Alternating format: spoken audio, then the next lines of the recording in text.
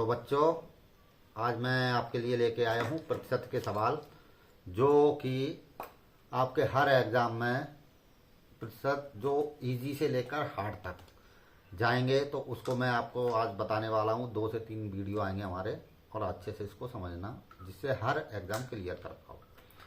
जैसे ये सवाल है पहला, 25 किस संख्या का 25%, यानी कि 25% बराबर दिया है 25 के, और हमें निकालना है टोटल संख्या यानी कि 100%। तो 25 दिया है 25% के बराबर, और निकालना है 100%। तो ये हम काट के, और ये निकल आएगा 100%। इसी तरीके से 20 किस संख्या का 20% है, तो 20 किस संख्या का 20% है, अभी हम बताते हैं। इसमें भी 20 दिया है बराबर 20% के, मतलब 20/20%, और निकालना है टोटल संख्या 10 पूरे 100। तो 20 से 20 गया, और 100 का 20 है जो 20% के बराबर है। तीसरी संख्या है 30 किस संख्या का 25% है। अब 25% बराबर दिया है 30 के, तो हमें निकालना है 100%। तो सीधा सीधा 30 बराबर दिया 25 को, 30/25, और इंटू निकालना है 100, तो ये आया 120। तो इस तरीके से हम प्रतिशत के सवाल निकाल सकते हैं। सिर्फ एक लॉजिक याद रखना। लॉजिक क्या है कि हमें जितना परसेंट दिया होता है, जिस वैल्यू, जैसे मान लो कि 10% दिया है, 10 बराबर, तो 10 बराबर दिया 10% के, निकालना है हमें टोटल वैल्यू निकालना है। टोटल हमारा कितना होता है 100%। तो इसी तरीके से हम और भी वैल्यू निकाल सकते हैं, बहुत शॉर्ट तरीके से। अब हम बात करते हैं आगे। एक सवाल लगाते हैं आपसे।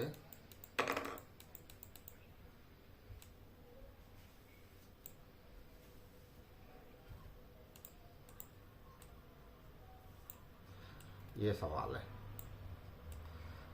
ये हमारा इंजीनियरिंग परीक्षा में आया है, सब इंजीनियरिंग की परीक्षा में व्यापन। इसको हम आपको बताते हैं। इसमें बताया, ये लाभ हानि का सवाल है, मगर हम इस परसेंटेज में ही इसको हम बता रहे हैं। रोहित ने 19,000 रुपये में एक पुरानी कार खरीदी, फिर उसने उसकी मरम्मत कराई, उस पर 1,000 रुपये दे दिए, और उसे 25,000 रुपये में बेच दिया।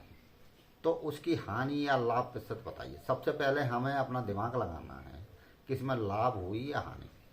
लाभ कब होता है? जब हमने जो पैसा लगाया हो और उससे ज़्यादा में हम बेच दें, तो हमें लाभ होगा।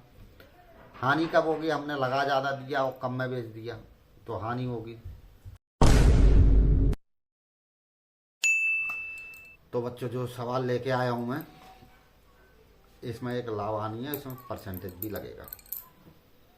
तो सबसे पहले हम बताते हैं कि लाभ कब होगा, हानि कब होगी। तो जब हम कोई चीज़ होती है, अगर उसको हमने जितना पैसा लगाया उससे ज़्यादा प्राइस में बेच दिया, तो ऑब्वियसली बात है कि हमको क्या होगा, फ़ायदा। अगर हमने पैसा ज़्यादा लगा तो कम पैसों में बेचा, तो सीधी सीधी हानि होगी। तो ऐसे ही हमें सबसे पहले ये पकड़ना है। अब जैसे ये क्वेश्चन आया था MP ESB JEE एग्जाम में, जूनियर इंजीनियर का, इसमें आया था। रोहित ने 19,000 रुपये में एक पुरानी कार खरीदी, फिर उसने उसकी मरम्मत में 1,000 रुपये लगा दी, तो टोटल उसको कितने में पड़ गई? 20,000 में। और उसे 25,000 रुपये में बेच दिया। देखो, 19 में खरीदी, 1,000 रुपये और लगाए, तो टोटल कितने में पड़ी? 20 में, और 25 में बेच दिया, यानी कि 5,000 का उसको फ़ायदा हुआ। फ़ायदा किस पे होता है? जो अपन पूंजी लगाते हैं, मतलब क्रय पे, यानी कि 19 से 20,000 रुपये फ़ायदा हुआ। तो सीधा सीधा 20,000 रुपये फ़ायदा हुआ। तो आंसर देखो, 25 माइनस 20 बटे 20,000, ये आ गया आपका 25%। टोटल कितना फ़ायदा हुआ? 25% इसको फ़ायदा हुआ। तो इस तरीके से ये सवाल आप दिमाग में भी कर सकते हो। तीसरा सवाल, अब हम एक और सवाल लेके आ रहे हैं आपको।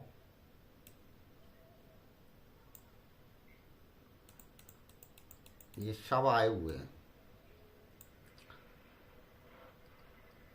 देखो इस वाले सवाल को लगाते हैं।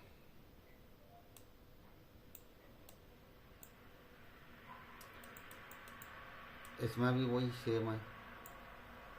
एक कार निर्माता कंपनी का कहना है कि अगला मॉडल मौजूदा मॉडल से 10% सस्ता हो जाए। जैसे अभी मॉडल बना रहा है कोई भी कार का या किसी स्कूटर का कोई भी मॉडल बना रहा है, उसने बोला कि अगला जो मॉडल आएगा वो हम 10% सस्ता करके आपको देंगे। तो अभी मौजूदा मॉडल की 36,000 कीमत है, तो अगला मॉडल कितने में पड़ेगा? तो देखो इसमें सीधा सीधा दिख रहा है।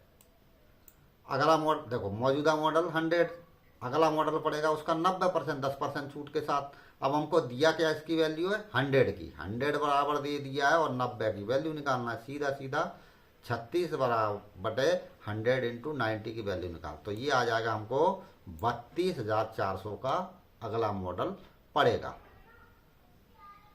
तो इस तरीके से हमारा सवाल सॉल्व कर सकते हैं। अब आ जाओ एक और क्वेश्चन बताते हैं हम।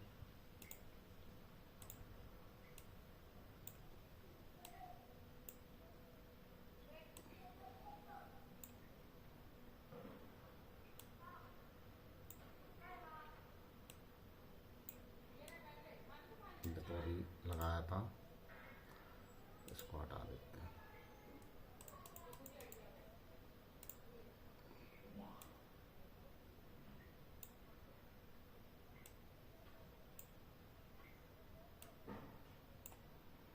एक दे राम रहीम।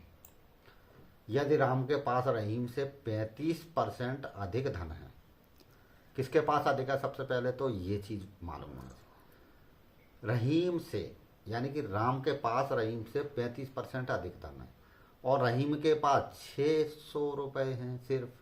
किसके पास है?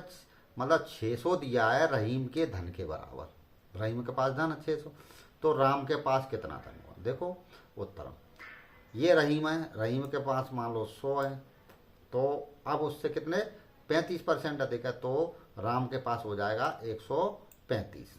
अब हमें वैल्यू किसकी दी है? ये रहीम की, तो 600 बटे 100 बराबर रहीम का दिया तो 100 और निकालना है 135 के बराबर। तो इस प्रकार राम के पास कुल 810 रुपये होंगे। तो आज के लिए इतना ही काफ़ी है, क्योंकि हम अभी छोटे छोटे वीडियो डाल रहे हैं। आपको आगे जाके हम 3 वीडियो डीप नॉलेज का डालेंगे, जिसमें शुरू से लेकर एंड तक, और ये स्लाइड हैं वो सब हम अलग अलग बना के लाएंगे। तो बच्चों, इसी के साथ हम आप लोगों को धन्यवाद बोलते हैं और अच्छे से पढ़ो।